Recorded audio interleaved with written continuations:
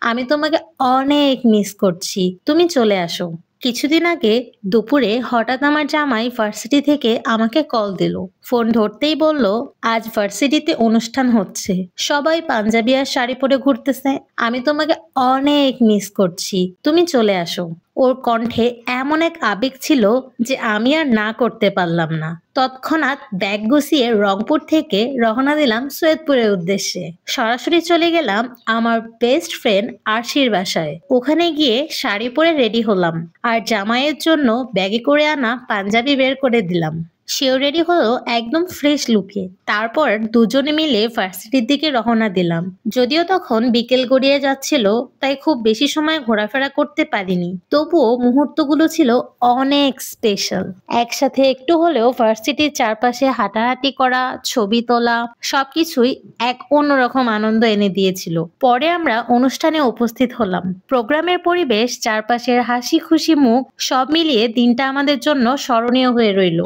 সত্যি বলতে হঠাৎ নেওয়া এই ডিসিশনটাই এনে দিল অনেক সুন্দর মুহূর্ত, যা চিরদিন মনে রাখার মতো। আল্লাহ হাফেজ।